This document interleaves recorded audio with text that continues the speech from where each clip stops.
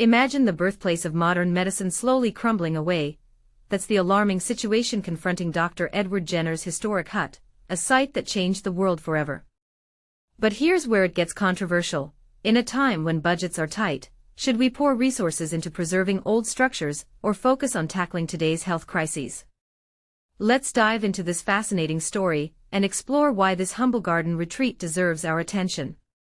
Nestled in the picturesque village of Berkeley, Gloucestershire, Dr. Jenner's thatched roof hut stands as a testament to a groundbreaking moment in medical history.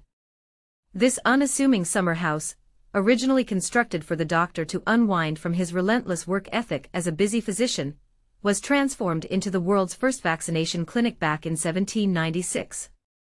Picture this: Dr. Jenner, often described as a dedicated workaholic, chose this serene spot to experiment with inoculating people against smallpox, a deadly disease that ravaged populations across the globe. And get this, he offered these life-saving vaccinations free of charge to everyone, no matter their social class, background, or status. For beginners wondering what smallpox was, think of it as a highly contagious and often fatal illness that caused painful sores, blindness, and death in millions before vaccination. Dr. Jenner's pioneering work here laid the foundation for global health advancements, ultimately leading to the complete eradication of smallpox, the only human disease ever wiped out entirely. It's a legacy that started right here in Gloucestershire, at Dr. Jenner's house. Yet, this iconic spot is now in dire need of urgent repairs, prompting Historic England to include it on their Heritage at Risk register for 2025. The issues? Extensive damage to the thatch roof, rear wall, and chimney threatens to undermine its structural integrity. James Rodliff, the director of Dr. Jenner's House Museum, emphasizes the hut's profound importance, calling it one of the most significant buildings in England. He's collaborating with Historic England and the National Lottery Heritage Fund on an ambitious plan to restore not just the hut, but the entire site. This is the part most people miss: preserving places like this isn't just about bricks and mortar, it's about honoring the human ingenuity that saved countless lives and continues to inspire modern medicine. Interestingly, while Dr. Jenner's hut faces challenges, Gloucestershire has seen some triumphs in heritage conservation. 2 other cherished landmarks have been rescued and removed from the risk register through dedicated restoration efforts. Take the impressive 10th-century church of St. Oswald's Priory in Gloucester, a rare gem of early medieval religious architecture that dates back to around 900 AD.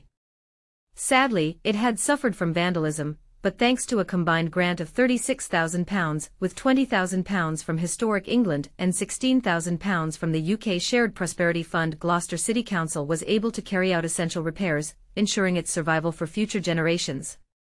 Another success story is the Grade I-listed 26 Westgate, a grand timber-framed townhouse in Gloucester that's believed to be the largest surviving historic example of its kind in the entire country. Built in the 16th century, this merchant's residence played a pivotal role in the bustling cloth trade, strategically located near the main market on Westgate Street during medieval times. With a generous £314,163 grant from Historic England, restoration work in May breathed new life into this architectural wonder, protecting a piece of England's rich history. These stories highlight a broader debate. How do we balance urgent needs for preservation with the realities of limited funding? And this is where it gets controversial. Some might argue that investing in historical sites diverts resources from pressing modern issues like healthcare or education. Others see it as an investment in our collective identity and scientific heritage. What do you think? Should places like Dr. Jenner's hut take precedence in today's world, or is there a better way to honor his legacy without costly repairs? Do you agree that smallpox's eradication justifies such preservation efforts, or should we prioritize living history over ancient relics? We'd love to hear your thoughts. Share your opinions in the comments below. If you're passionate about stories from Gloucestershire, tell us what you'd like us to cover next.